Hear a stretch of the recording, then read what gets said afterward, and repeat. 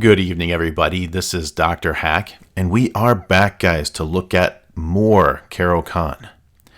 Now, some things you should know, right? We are working towards completing an opening repertoire with both colors. And this is our very first opening with the black pieces. We're taking on the big one, right? E4. There is one video prior to this in the series, and I try not to repeat strategies in my videos, so I may not talk about here what I talked about there. As a matter of fact, I'm certain I won't. So if you want to catch up, there is like a 13-minute video before this one.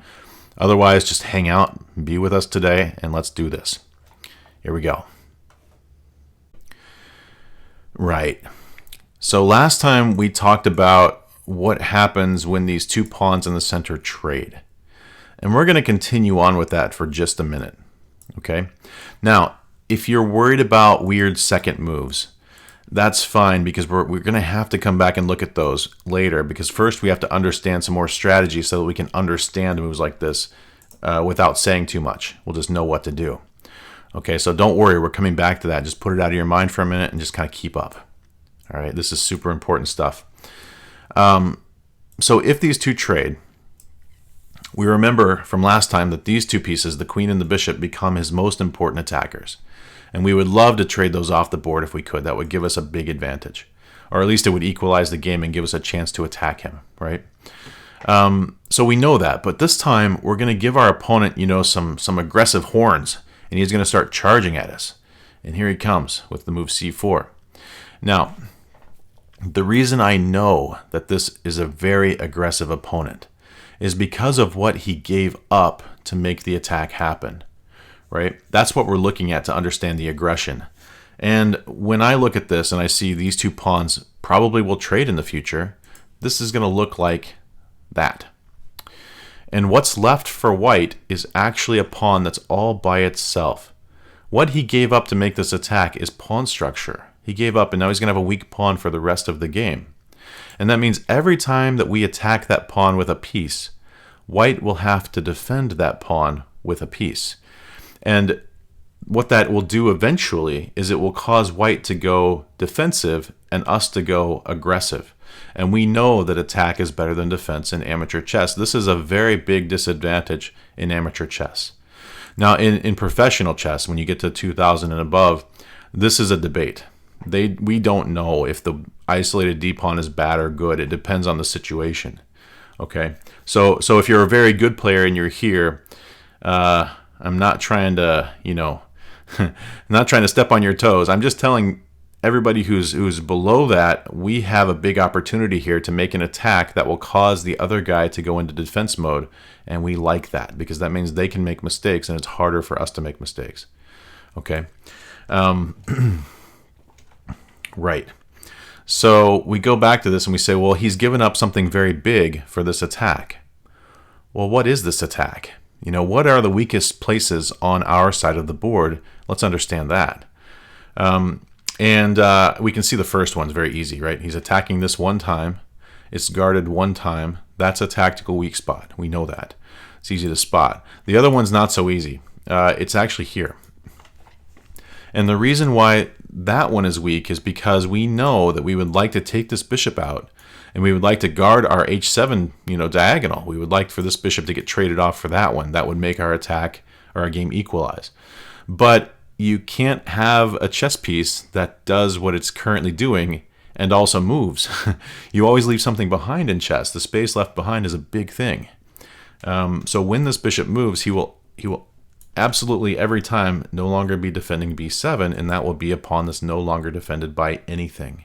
So if we were to play a move like this, can you spot the move for white that attacks both weaknesses? Take a second. Yeah, it's the queen. The queen can attack this bishop, this pawn at the same time as it's attacking this pawn, and black is going to lose something. Okay. So we have to be real careful in this one. And now we have to think about what do you do with an aggressive opponent, right? We know from the Roy Lopez that you would like to give them an opportunity to play a very aggressive move that doesn't work. And that's our ideal situation. Now, the other thing that we're going to take on here in this one is the idea of time. If you can keep ahead in time, then you will also keep superiority on the board and his attack won't be as good. If you can imagine him coming after you with 3 pieces and you defending with 4, well, 3 of those pieces trade off and you're the only one with a piece left in the middle of the board, he can't attack you anymore without pieces. So the numbers advantage of how many things you get in the game and how fast, it matters. In this one especially, right? This is a time-based opening. Now, which piece do we bring in the game first? Well, this is a weak spot. So wouldn't it make sense to bring this knight into the game? Absolutely, right? As a matter of fact, if we didn't bring that piece into the game, we might get ourselves into some serious trouble down the road. Well, watch this for a second. If he pulls our queen into the game, now anytime he plays this knight into the game, he's going to be attacking the queen and we're going to lose a turn. Well, we notice that this is weak and he can't do that. He's got to defend it first. Okay, well, let's do that for white. And let's be good little attackers and let's go after him, right? Let's go get him. And he plays a move like this that does almost nothing. So now let's take the knight and then take the pawn.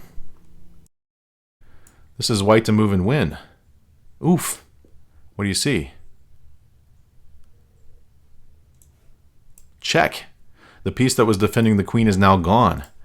And after we do this, our queen is just going to be lost.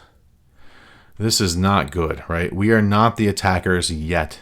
We have to equalize the game first. And so we don't want our queen to be in the center of the board because that will lose time. So by developing this knight then, we are stopping our queen from getting pulled into the center of the board because if he ever takes it, which he probably will, the only other choice is to push past, and we'll think about that in a minute. We've got a knight in the center of the board, and now when he brings his knight out, those two are the same value. Our knight's not afraid. If his knight takes ours and we take him back, we've traded off 3 points of material, and there's one less attacker in the game coming after us. That's pretty good, right? Okay. So we're not too worried about that. So what are we worried about then? Well, let's play one more attacking move for white. And let's think about the rest of our pieces. Remember, we can't develop this bishop outside the pawn chain because then this queen to b3 move will beat us. What do we do? Now this is where I think our deep strategy from the last video will really help us out. We know that white's biggest attack is coming down this diagonal to the h7 pawn, and we know that our bishop wants to be out there, but we also know we can't put it out there because that will make a new weakness because he's super aggressive. And so what I like to do here is I like to actually develop the bishop this way, because that puts another piece on this diagonal and slows down his attack. And also it doesn't move this one, so that later when we want to, our bishop can actually get out there. That's kind of an amazing idea once you really see the strategy behind it, right? And this is not a normal move. This is a move that most players would not try to play or understand, but it's a really, really good move. Okay, it fits with all the concepts of the opening and it fits with the strategy. And I'm not sure why it's not more popular. But the idea here is now we develop as normal and his attack is slower and he's aggressive. We like slower attacks from aggressive players. And now we can develop into the game and try to beat him. Right? This is equalizing. It just happened just like that, didn't it? It's actually crazy how fast you can get that advantage that he's got to go away if you know what you're looking at. We're looking at the advantage of attacking with these two pieces down this diagonal. That advantage is now gone for a little while. So as we wrap up here, let's actually walk this game back. And let's take a quick look at what would happen if he moved the pawn past. Now we're going to check this out deeper in a future video where the whole center gets locked together. So don't worry about this for now, except that we need to know that this could be a problem for us. Maybe. But what he gave up, right? He gave something big up, was the attack on d5. This is no longer a weak spot. As a matter of fact, it's defended twice and it's attacked 0 times. That's a very strong spot on the board for us now. And what he's left behind is that this pawn is now no longer defensible by pawns. And when your bishop develops over here, it's going to be running right into it. That's going to make him have to defend that pawn with some piece. That's good for us. For now, we're going to leave it there, and we're going to say, hey, just keep an eye on your diagonal. Don't get checkmated. And that's all I want to give you today. I hope this helps somebody, You guys take care. Bye now.